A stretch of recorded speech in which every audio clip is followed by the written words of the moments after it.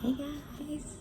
So, like I mentioned previously, I'm on this journey for women empowerment, part of my mental health recovery. So, I just want to put a little disclaimer out there before I continue. I'm not a mental health coach, although that is in my future. So please, anything that I talk about or reference to, it's in regards to my own personal experiences and what I'm learning within counseling. But I am not certified, and I am not a mental health professional like a psychologist or psychiatrist. So please don't give me those titles, and don't sue me. But I am putting my story out there because I feel like my story can help the next woman, and that's what I'm all about. So, with that being said, I'm going to go back a little bit to go forward in my life so you can understand certain things. I apologize for any background noise you might hear. I am currently at work. I've been a little selfish with my time. Working so much, I sometimes refuse to do anything else at home, so I kind of double work. But a little history about me. My name is Tiffany. I was born in New York, raised in Philly. Okay, so I was born in New York in 92. I lived out there for 10 years. In 2001, my mother worked in the Twin Towers. She worked in the second tower. Thankfully, she made it out, or she never really got to go in because she was late checking my homework that morning. So she worked at the towers, and she was never the same after that. I swear to this day, she had PTSD. She saw a lot of things and people and devastation. So the following year, she transferred, or we transferred from New York to Philly, in search for new beginnings. And growing up, it was me, my mom, and my grandma, basically, in one household. My father has always been in the picture. However, he lives in Jersey, so it was kind of a weekend thing, holidays and summer, that I would see him. But we will get into more of those details as we progress through this journey. So, like I said, born in New York, raised in Philly. So I went to, by the time I moved to Philly, I was 10. I was about 11. I hated it. I hated it. I just didn't feel like I fit in. When I moved out there, I went to a predominantly Caucasian middle school. So that was a little rough and adjusting and a culture shock. But I got through that. And then I went to high school. So for high school, I went to Mercy Vocational High School in North Philly. I loved it. I loved my choice in terms of schooling. It was so me. So with vocational high schools like Mercy, you have career choices. They had plenty of choices, culinary, business, cosmetology, nursing. They had HVAC, carpentry, a whole bunch of electricians, I think. But I knew that I wanted to be a nurse. Who the hell knows that they want to be a nurse at 14? Well, I knew I wanted to be a nurse at 5, actually. So when I got to Mercy, my two choices were between nursing and business, because that's what I knew I've always wanted to do. My mom even argued with me, like, Tiff, how do you know that you want to go into nursing? You're like 14. Mom, it's what I want to do. So, needless to say, I went to nursing. I picked nursing as my shop. Basically got my CNA, my nursing assistant certification at 18. Kind of been, start off at a nursing home in the suburbs of Philly. And kind of started my career at that time. So I graduated from Mercy in 2010. I was 18. I knew that that was the field for me. So I stayed in Philly and worked at the nursing home that I got a job at my senior year of high school. I worked there for about, maybe I'd like to say 2 years. I also found other nursing employments, nursing assistant employments while working there, because I've always been a girl to have multiple hustles, I guess. So like this is a little difficult because it's taking me back. So at that nursing home, I met my soulmate. He was my best friend. His name is Jerez. So I was a senior in high school. I first laid eyes on him in December 2009. Kind of looked at each other back and forth for a couple months, and April 1st of 2010, he asked me out, and we remained together for 3.5 years until, unfortunately, I made the decision to move from Philadelphia to Florida because I hated Philly. And he moved from Philly to Tennessee because that's where he had his support, all in strive of bettering ourselves and for a better tomorrow, basically. It's a decision that I still struggle with today, being as though he is no longer here. Jerez passed away February 23rd of this year. So it's a decision that hasn't sat right with me due to the future that I guess we ended up not having together. But we'll get into more of that with time. So I moved out here to Florida in 2013. That was after I completed my prereqs through CCP for nursing.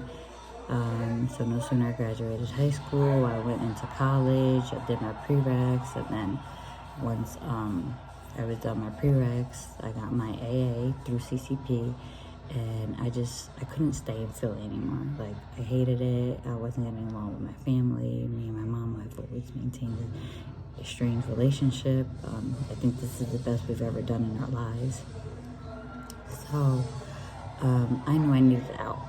In order to become the nurse that I've always wanted to be, I knew I needed out. So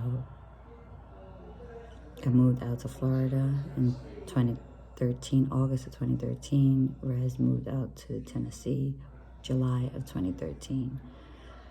All in strive for a better future. So unfortunately, we broke up very early within our transitions. I broke up with him November of 2013, and since then our relationship has never really been the same. So in the midst of me moving out there, I'm transitioning over to nursing school and what that entailed, which entailed a lot, and that's why I broke up with him. I couldn't focus on a long distance relationship while having to go to nursing school full time, support myself financially,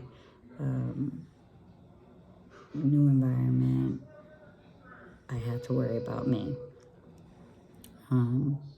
So I went through college.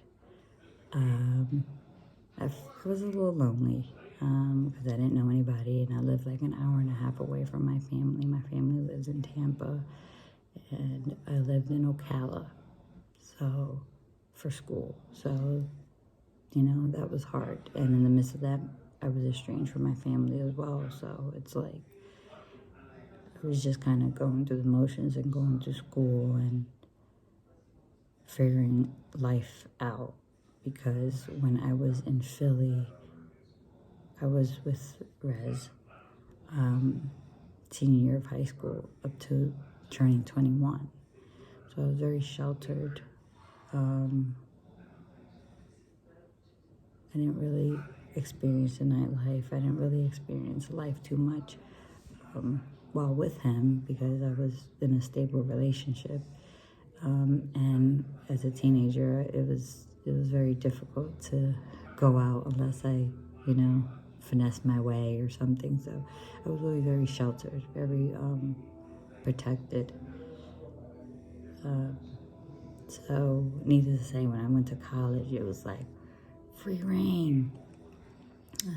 So I attended college in Central Florida in Ocala, where I met some amazing people that I still listen. It's a lifelong bond. I met a couple girlfriends. I still have little brothers that we've all attended school. It was madness. College is great. Definitely got a whole bunch of partying, and with them I toured all of Florida from Gainesville to Miami. I was also doing some traveling, did some partying in Canada, and so I lived life in college. Unfortunately, though, that came to an abrupt end. December of 2015, which was when I was graduating. So basically partying all of end of 2014 and all of 2015, it definitely caught up to me. So December 5th of 2015, a week before nursing school graduation, I got a DUI. That was terrible. It was full blown. I went through the whole motion. I mean, I still graduated, but it was like stress was on, I wasn't really talking to my mom. My dad was pissed that he came down to my graduation and I didn't get called not once for any extra achievement awards, not like high school that I was called for everything. And then on the midst of that, I'm dealing with the DUI. So he was hot with me. So I got through all that. It was, between the fines and probation and the blow and go machine in your car. I had the whole nine. I finally cleared that October of 2016. I was done. I was out of that situation. But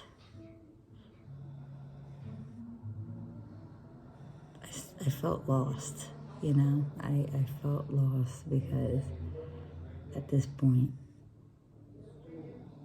I'm not really talking to Rez anymore, and he was like my backbone. We talked a few times while I was in college, and we would try to make it work, but he hated the person that I became. He hated the partying I was doing. He just thought that I changed into this whole different person, so I didn't really have his support. I entered this toxic relationship June of 2016, right before I got off probation, in which Rez was aware about that as well, so that put a damper in our relationship. So, needless to say, I felt empty going through all that. You know, I'm living in this Ocala, in this town where it's like family is very family oriented. You know, you have your husband, your kids. Okay, well, I'm like going through the DUI. I'm by myself. I'm in this toxic relationship back and forth with this bad individual. So it was not good. So in the midst of that, I tried to focus on my career because thankfully, even though I got the DUI December 5th, 2015, I was able to graduate December 12th, I believe, 2015. And I passed my boards December 29th, 2015. So I was on a mission to get everything done because I knew that things were going to get rough. So basically, 2016, I dealt with the DUI, and I was dealing with my career, and I was dealing with this toxic relationship. And so that's kind of where I manipulated my time. So in terms of my nursing, I feel like I stumbled into nursing. It's like you stumble into you're supposed to walk into your career. Well, Tiff, no, she stumbles into it. So, my background, once I graduated and got my first job, even with my DUI on my record and going through the process, it's so crazy. I got convicted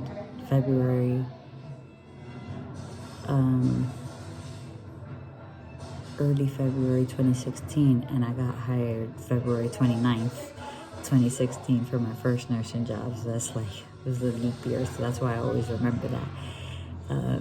So she hired me. It was at UF Health Shands, which is an amazing hospital. It's a teaching hospital out here in Florida, in Gainesville. So I was very fortunate with that opportunity to be able to still be considered and eventually hired. So nursing, my first job consisted of a med-surg position. So that's basically a low general level of care. You get a little bit of everything. Our floor was a little bit more intense because we had trach patients along with vascular patients. So we had the trachs on one side, and then we had the vascular on the other side, which is like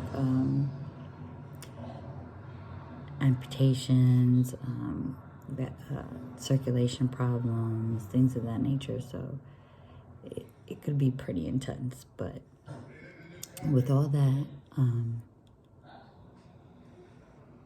I started working February 2016 as my first nursing job. I did pretty well. I actually excelled. Like, they were very, very proud of me. So June of 2016 is when I entered the toxic relationship because I met him at work. And we were back and forth for a good, probably a year.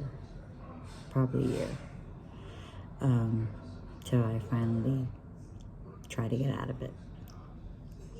In the midst of trying to get out of it, I moved from my med-surg floor to ICU. So I did 10 months in med surg and I moved over to ICU because I said I need to get away from this guy. We work together. He is toxic and I don't know how to let go. I don't know how to get out of this cycle. You know, he says he's gonna do better and that never happens, and I just need out. So in the midst of that, I moved to ICU, which I feel like has been one of the best decisions that I made in my life because I loved it. I loved everything of it. I loved the one-on-one attention I was able to give my patients. I loved the cause and effect aspect of nursing. You know, it's like right there in your face. I love the intensity. I miss it. I miss it a lot. I felt so powerful. It was like, you know, we were doing things that nobody else can really do. It was basically you and God in that patient's room. And not many people, I think, can say that in regards to their career.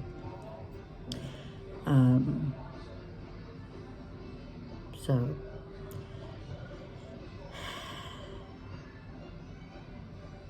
it was one of my favorite aspects of nursing. So after moving to ICU, which was like January 2017, at this point I'm done with the DUI because I finished October 2016. So I move over January 2017, fresh new start, trying to, you know, get away from this toxic relationship and still find my way, find my niche into life, nursing, everything in between, because like I said, I was very sheltered. I start focusing on my career. So I get my experience in. I start off in the neuro ICU floor at UF Health Shands, which was amazing. So basically, brain bleeds, back patients, anything neuro. It was hard work in terms of physical, but it was probably one of the most rewarding jobs I've ever had. So I stayed there for about 6 months, and got my ICU experience. So I stayed there until like September 2017. Mind you, I'm trying to get out of this toxic relationship, so I do link up with Rez August 2017, and we do talk, and I actually went to go see him in Tennessee after I graduated, and we try to work on some things, but he was angry. He was hurt that I left him to go study. In his perspective, we were supposed to do this together, and we were supposed to rock out together, and he feels like I failed him. So we didn't work out then. I came back home, continued focusing on my career, when I get a phone call from my father, and he tells me that my grandfather in Dominican Republic, which is where we're from, isn't doing too well. So I said, okay, well, he was my man. It's like, I love my grandpa. So I said, well, going to DR is not negotiable for me. So basically, mind you, my boss at the time knew that I had a lot going on. You know, I got through the training, the ICU training, very successfully, thanks to one of my coworkers that I still talk to this day. But he knew that I had a lot going on. You know, he knew that between this toxic relationship, I felt very alone in Ocala. He knew I didn't really have much support.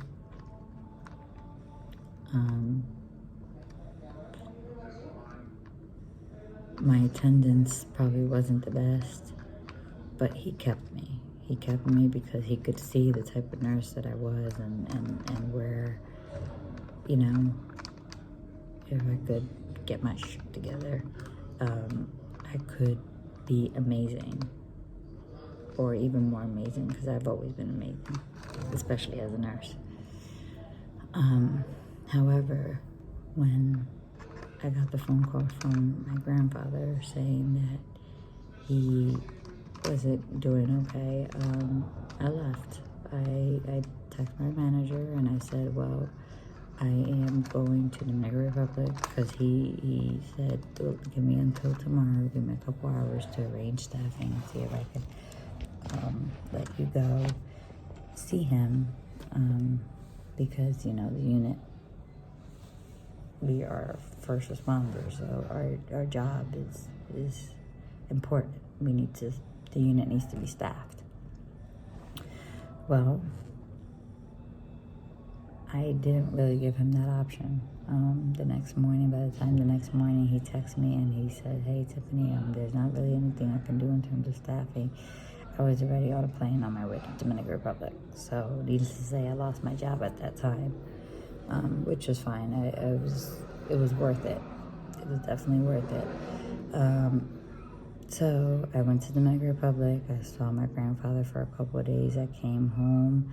I made the decision, well, I might as well just move to Tampa at this point. You know, I was kind of already thinking about it and transitioning over. So, I got me a couple jobs in Tampa during the summer. I even got the phone call from my grandfather, and I was commuting from Gainesville to Tampa, which is like 2 hours away, in the midst of my transition over to Tampa. So when I came back from the Dominican Republic, I just continued with my agencies in Tampa, and I, you know, got staffing through there, and kind of maintained my ICU position.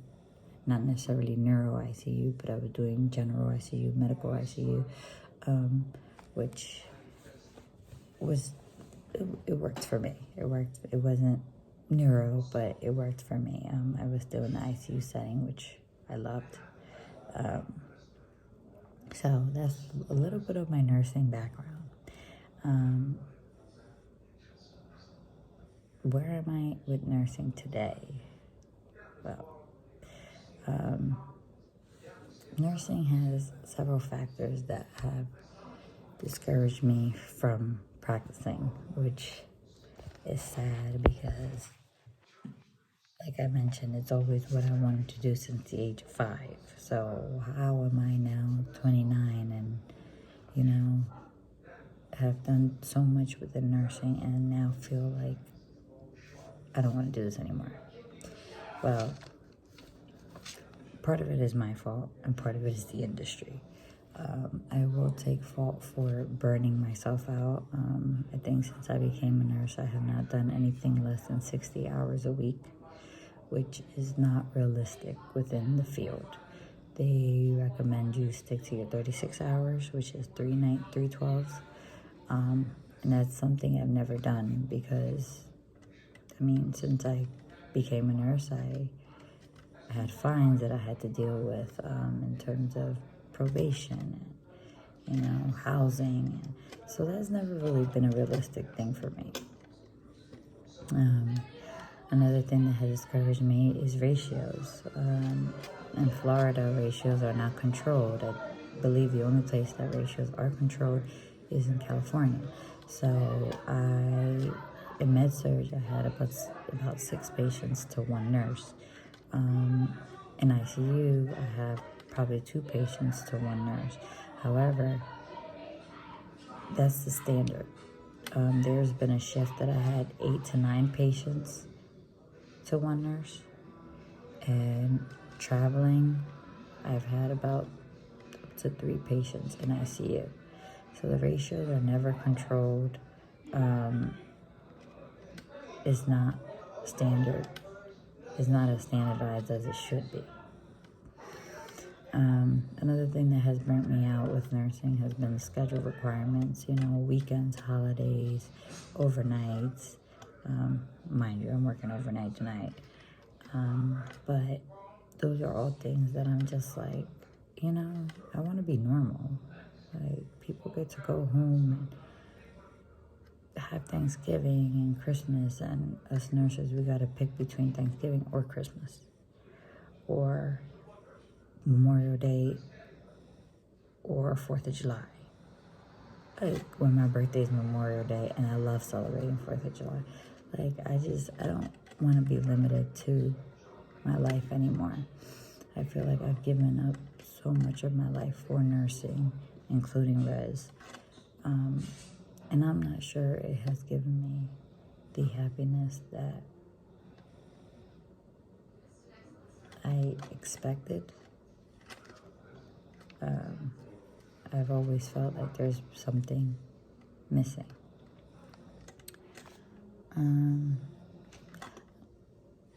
Another reason that I've been discouraged to practice is because I've noticed also within my traveling and moving around within nursing that it's not treated as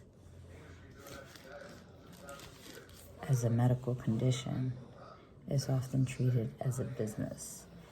And I have a very hard concept with that because I went into school to help and to care for lives and to promote wellness. So I have a hard time when it's treated like a business, because at the end of the day, this is a person's life. It should be worth more than anything, including money. So where am I today? I feel like nursing has been such a huge part of my life. Like, it's who I am. It's who I define myself by. I've given so much to it, to include the only stable relationship that I've maintained in my life, and now he's no longer here. I have my difficulties with practicing. I know God put me on here to be a nurse, and as of lately, I have fought him on that because of a lot of experiences that I've had, but especially with Rez, the fact that he's not here, and I chose my career, and I have a hard time with that decision, and at times I'm not sure if this is what I want to do for the rest of my life. Sometimes I'd like to see what else is out there.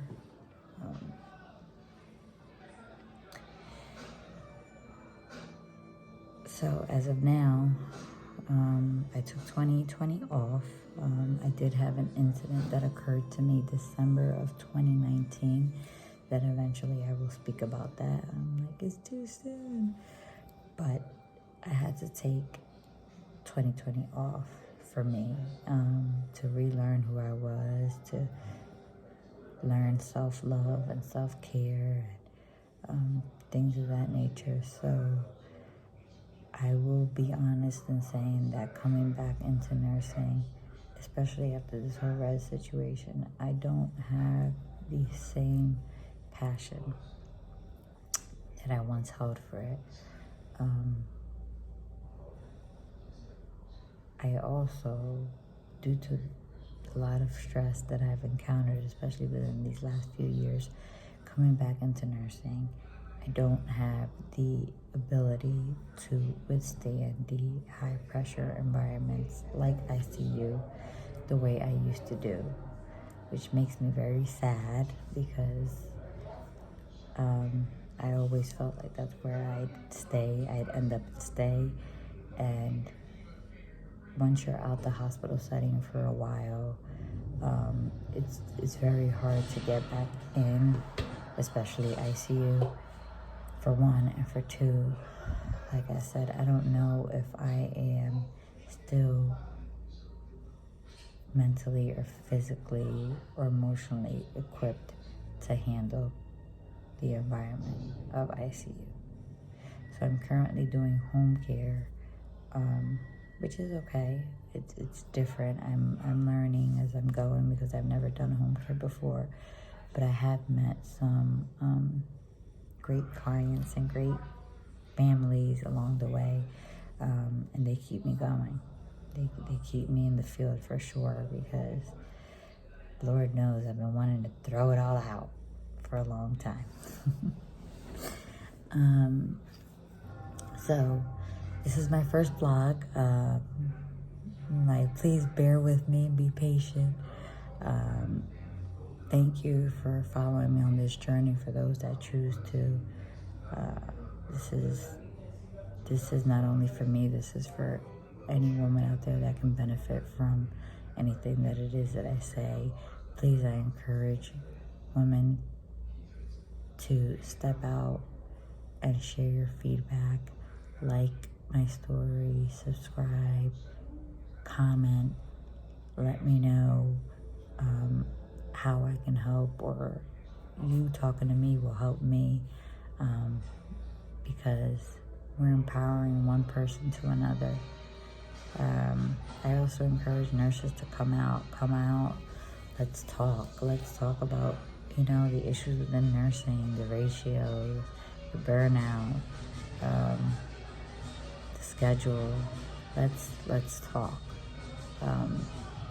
because it's in my opinion, it's not discussed enough. But in a nutshell, this is my first vlog, so